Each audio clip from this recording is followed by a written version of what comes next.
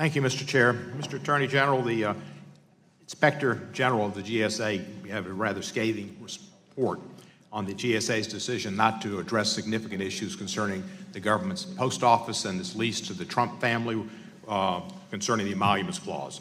And it was said that GSA attorneys said they did not refer the matter to OLC, but a senior attorney told the IG that the OLC, Office of Legal Counsel, knew about the old post office lease and it was up to them to do something. Are you aware of anything the Justice Department did to look into violations of emoluments clause at the Trump Hotel?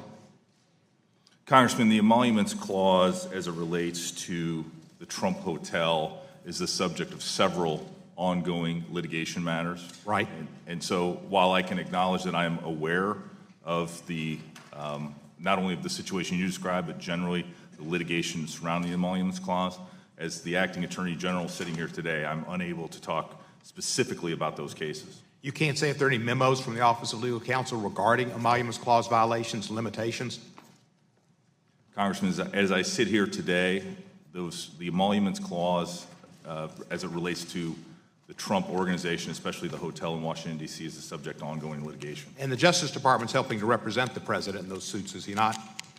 Is that appropriate when it's a violation of him making personal monies out of the Trump Hotel and being charged with violations of the emoluments clause by not reporting it to the Congress as he's supposed to by the Constitution? Shouldn't he have his personal lawyers and not Justice Department lawyers represent him for this nefarious conduct? Congressman, I can understand that this is an important issue to you, but as it relates to the emoluments clause and the Department of Justice defense of the President of the United States, it is well within our purpose to be involved in that case. You said that if the special counsel's investigation looked into President Trump's finances, it'd be crossing a red line. You said that, I think, in a television interview. The Attorney General has made clear that Mr. Rosenstein told the special counsel he could go into any matters that arose or may arise directly from the investigation. If matters arose from the investigation, directly or indirectly, that the Trump family owed lots of money to Russian oligarchs and people real close to Putin, and that affected the actions that they took as the President of the United States on behalf of the United States of America, would you agree that that was not crossing a red line, but in fact was a red line from Moscow that we need to look into? Congressman, when I made that statement, I was a private citizen and had no publicly available information. I only had publicly available information.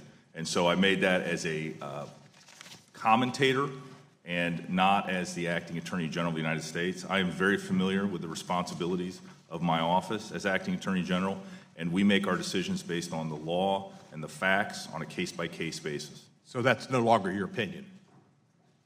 It's not crossing a red line for him to look into the finances if they might have interfered with the objective judgment of the president concerning his duty of trust to the United States of America and not to his personal financial interest or his family's. Congressman, as I mentioned earlier, at the Department of Justice, and as long as I'm acting attorney general, we're going to follow the law and the facts wherever they may lead, and we're going to do our jobs with fidelity. Thank you, sir. Let me ask you this. There's been a conviction in the special counsel investigation of Mr. Manafort. Jury trial, conviction. There have been guilty pleas from Flynn, Manafort, Gates, Papadopoulos, and Michael Cohen, and dozens of indictments, including 13 Russian nationals, 3 Russian companies, and Roger Stone. Would you say the special counsel's investigation is a witch hunt? Are you overseeing a witch hunt? Congressman, as I've mentioned previously, the special counsel's investigation is an ongoing investigation, and so I think it would be inappropriate for me to... But you wouldn't oversee a witch hunt, would you? You'd stop a witch hunt, wouldn't you? Congressman, it would be inappropriate for me to talk about an ongoing investigation.